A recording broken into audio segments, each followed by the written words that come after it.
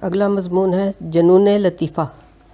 بڑا مبارک ہوتا ہے وہ دن جب کوئی نیا خانسامہ گھر میں آئے، اور اس سے بھی زیادہ مبارک وہ دن جب وہ چلا جائے، کیونکہ ایسے مبارک دن سال میں کئی بار آتے ہیں اور تلخی کام و دہن کی آزمائش کر کے گزر جاتے ہیں۔ اس لیے اطمینان کا سانس لینا بقول شاعر صرف دو ہی موقعوں پر نصیب ہوتا ہے، ایک تیرے آنے سے پہلے، ایک تیرے جانے کے بعد۔ عام طور سے یہ سمجھا جاتا ہے کہ بد ذائقہ کھانا پکانے کا ہنر صرف تعلیم یافتہ بیگمات کو آتا ہے، لیکن ہم اعداد و شمار سے ثابت کر سکتے ہیں کہ پیشہ ور خانسامہ اس فن میں کسی سے پیچھے نہیں۔ اصل بات یہ ہے کہ ہمارے ہاں ہر شخص یہ سمجھتا ہے کہ اسے ہنسنا اور کھانا آتا ہے، اسی وجہ سے پچھلے 100 برس سے یہ فن کوئی ترقی نہیں کر سکے۔ ایک دن ہم نے اپنے دوست مرزا عبدالودود بیگ سے شکایتاً کہا کہ اب وہ خانسامہ جو 70 قسم کے پلاؤ پکا سکتے تھے، من حیث الجماعت رفتہ رفتہ ناپید ہوتے جا رہے ہیں۔ جواب میں انہوں نے بالکل الٹی بات کہی، کہنے لگے خانسامہ وانسامہ غائب نہیں ہو رہا ہے، بلکہ غائب ہو رہا ہے وہ 70 قسم کے پلاؤ کھانے والا طبقہ جو بٹلر اور خانسامہ رکھتا تھا اور اڑد کی دال بھی ڈنر جیکٹ پہن کر کھاتا تھا۔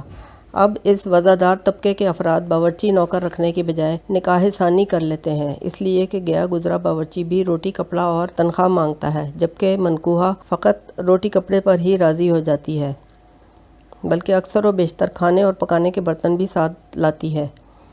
مرزا اکثر کہتے ہیں کہ خود کام کرنا بہت آسان ہے، مگر دوسروں سے کام لینا نہایت دشوار، بالکل اسی طرح جیسے خود مرنے کے لیے کسی خاص قابلیت کی ضرورت نہیں پڑتی، لیکن دوسروں کو مرنے پر آمادہ کرنا بڑا مشکل کام ہے۔ معمولی سپاہی اور جرنیل میں یہی فرق ہے، اب اسے ہماری سخت گیری کہیے یا نااہلی یا کچھ اور، کہ کوئی خانسامہ ایک ہفتے سے زیادہ نہیں ٹکتا۔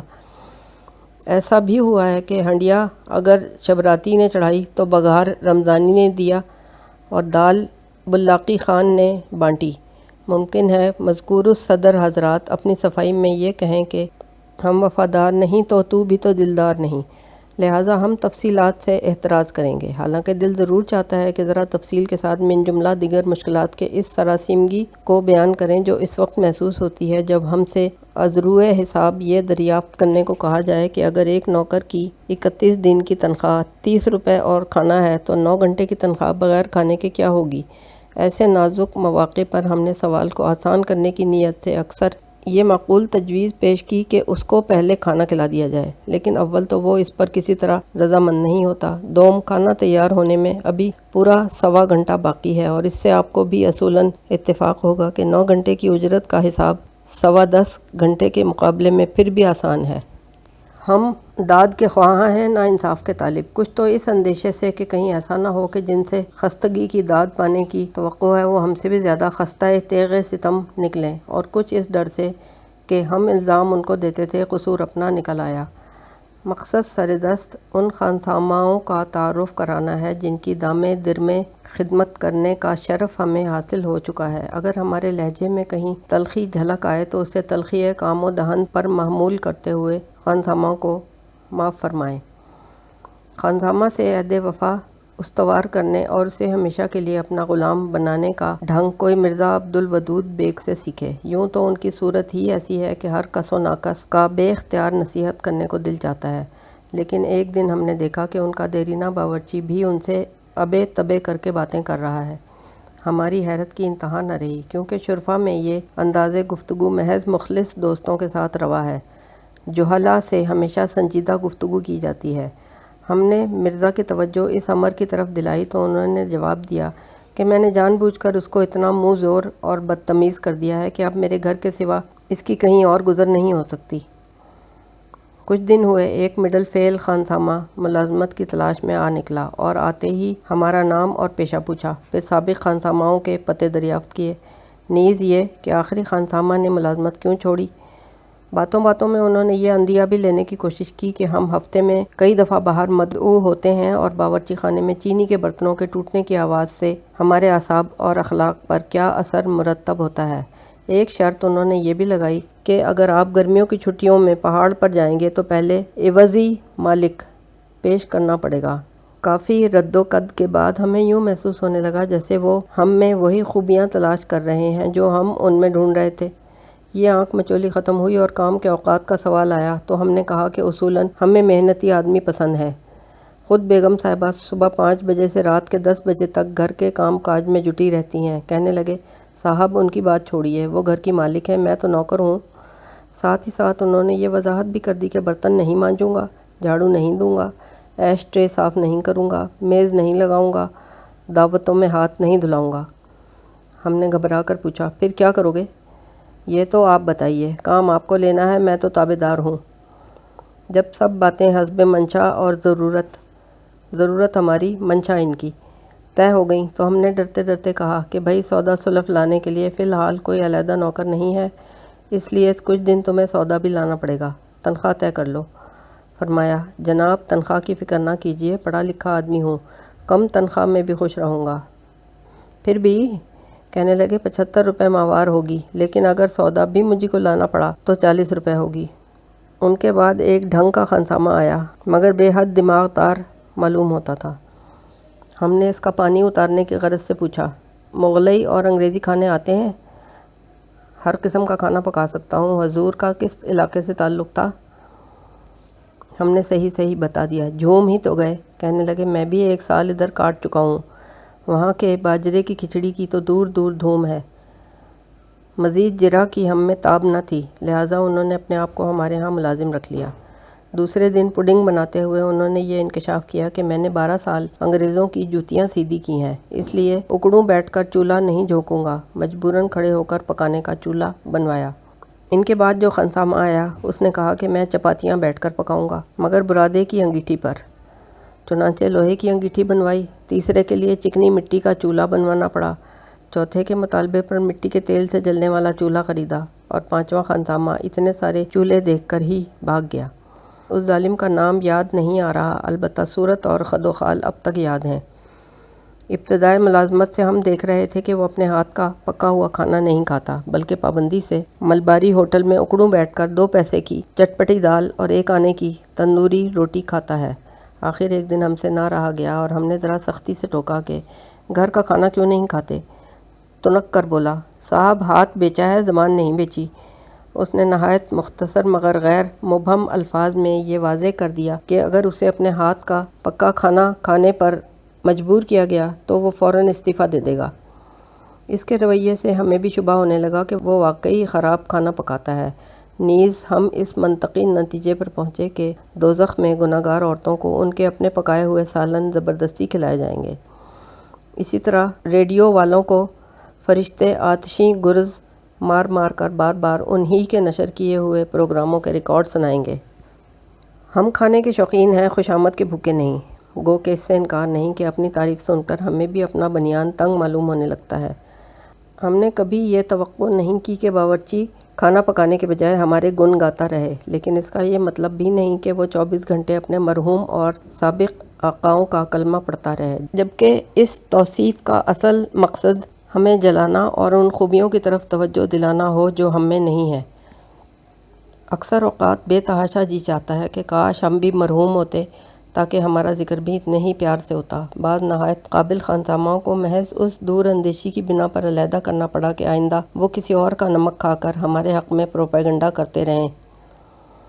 جو شخص بھی آتا ہے یہی دعویٰ کرتا ہے کہ اس کے سابق آقا نے اسے سیاہ و سفید کا مالک بنا رکھا تھا۔ یہاں یہ بتانا بے محل نہ ہوگا کہ اصولی طور پر ہم خود بھی ہمیشہ دوسروں پر بھروسہ کرتے ہیں، لیکن ریزگاری ضرور گن لیتے ہیں۔ ایک خانسامہ نے ہمیں مطلع کیا کہ اس کا پچھلا صاحب اس قدر شریف آدمی تھا کہ ٹھیک سے گالی تک نہیں دے سکتا تھا۔ ہم نے جل کر کہا، پھر تم نے نوکری کیوں چھوڑی؟ تڑپ کر بولے، کون کہتا ہے کہ خدا بخش نے نوکری چھوڑی؟ قصہ دراصل یہ ہے کہ میری 5 مہینے کی تنخواہ چڑھ گئی تھی، اور اب آپ سے کیا پردہ، سچ تو یہ ہے کہ ان کے گھر کا خرچ بھی میں ردی اخبار اور بیئر کی خالی بوتلیں بیچ کر چلا رہا تھا۔ انہوں نے کبھی حساب نہیں مانگا۔ پھر انہوں نے ایک دن میری صورت دیکھ کر کہا کہ خدا بخش تم بہت تھک گئے ہو، 2 دن کی چھٹی کرو اور اپنی صحت بناؤ۔ 2 دن بعد جب میں صحت بنا کر لوٹا تو گھر خالی پایا۔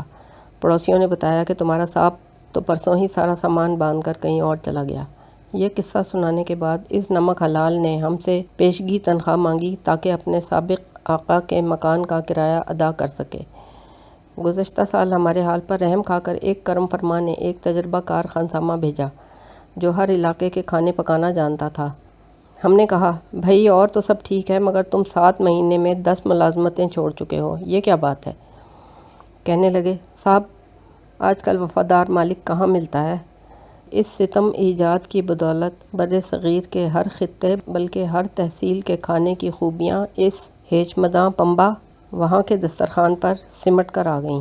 مثلاً دوپہر کے کھانے پر دیکھا کہ شوربے میں مسلم کیری ہچکولے لے رہی ہے اور سالن اس قدر ترش ہے کہ آنکھیں بند ہو جائیں اور اگر بند ہوں تو پٹ سے کھل جائیں۔ پوچھا تو انہوں نے آگاہی بخشی کہ دکن میں رؤوسا کھٹا سالن کھاتے ہیں اور ہم یہ سوچتے ہی رہ گئے کہ اللہ جانے بقیہ لوگ کیا کھاتے ہوں گے۔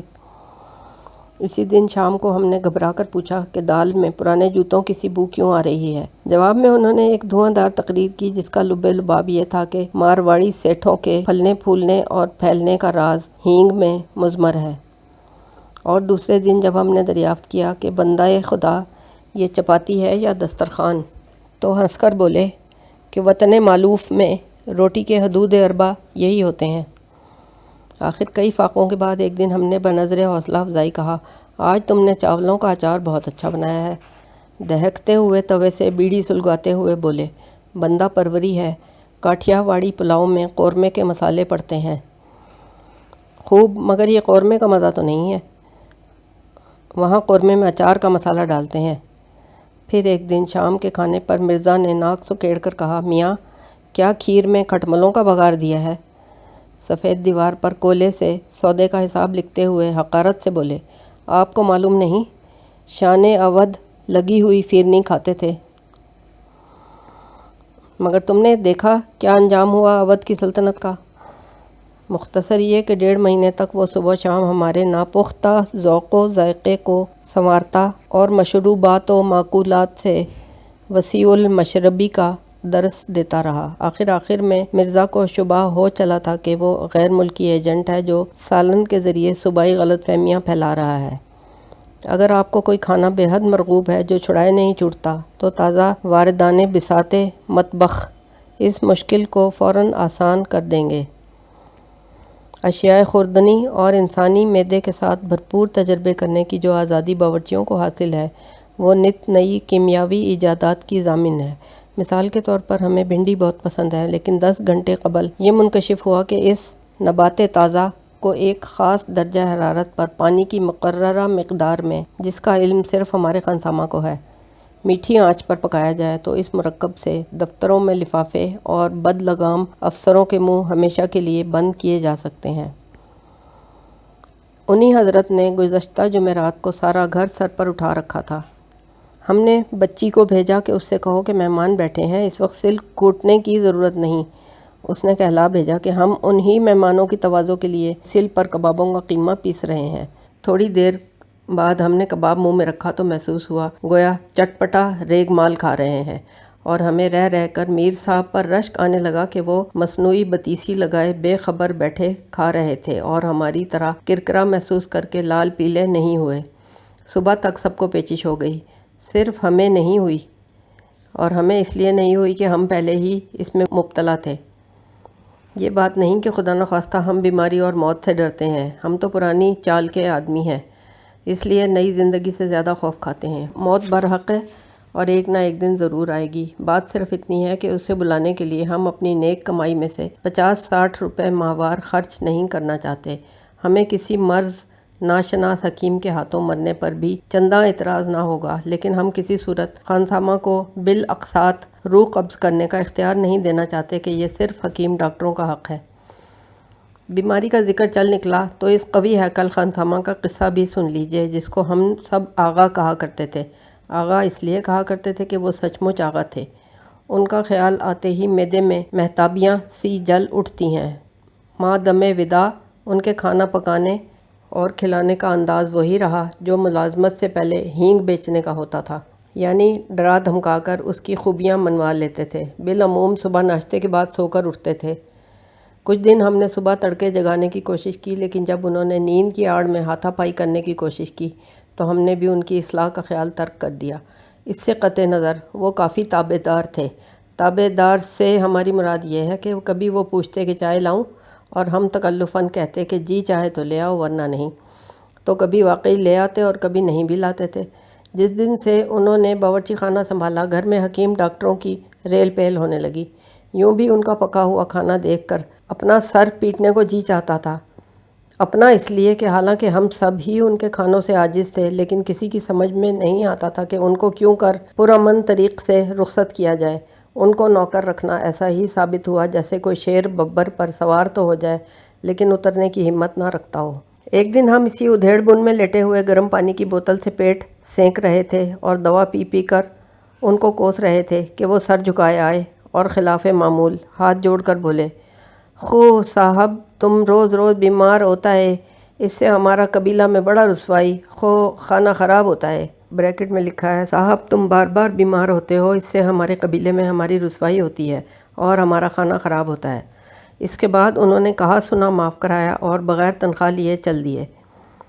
ایسی ہی ایک اور دعوت کا ذکر ہے جس میں چند احباب اور افسران بالادست مدعو تھے۔